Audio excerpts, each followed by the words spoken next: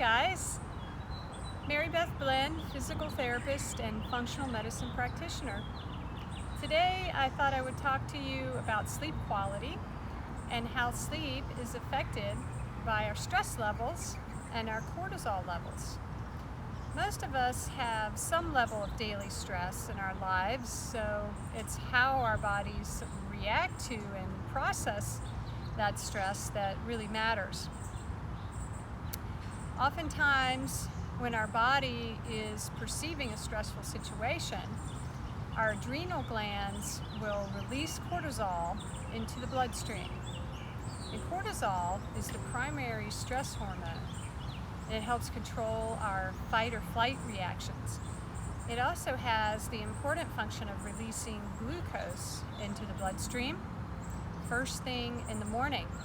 That assists us with insulin resistance, and that's important in fighting off diabetes. And this morning cortisol is also helping our T cells to perform better to fight off infection and disease. The total amount of cortisol in our body is called our metabolized cortisol level. And that level is very affected by stress.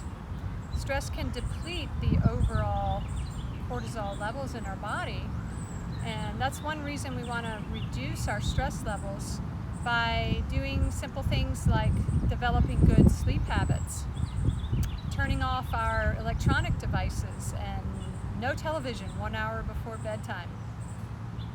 Also, taking some time to breathe deeply throughout the day. Deep breathing helps to lower cortisol levels. So practice that. Making time for exercise and activities that make us happy, like spending time with family and friends. A lot of times during this COVID crisis, isolation can lead to increased cortisol levels as well. 30 minutes a day of quiet meditation prior to bedtime can reduce your cortisol levels. And those are just some simple suggestions that could go a long way in improving your overall health. So if you're having trouble getting to sleep or staying asleep, you most likely are not giving your body the time that it needs to rebuild your cortisol levels that you spent the day depleting. So if you can look at your cortisol levels, normally they're going to start to rise about 2 to 3 hours after we fall asleep, and they're going to continue to rise until we wake up.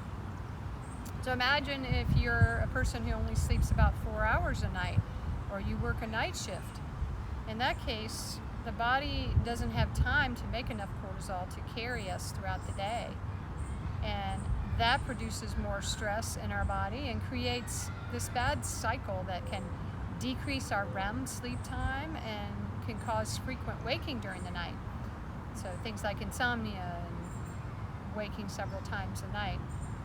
The good news, because there is good news, is that we can do something about our stress levels, and we can improve the quality of our sleep by adopting healthy bedtime habits. So those of us in our menopausal years can benefit from taking melatonin at night, which helps to promote a restful sleep and restore our circadian rhythms. But that's a whole nother talk for another day. I hope that this just gives you some idea and gives you a better understanding of how stress can affect your sleep. If you would like more information on how you can sleep better, how you can beat insomnia, and wake feeling rested, then click the link below, fill out your MSQ form, and let's get started.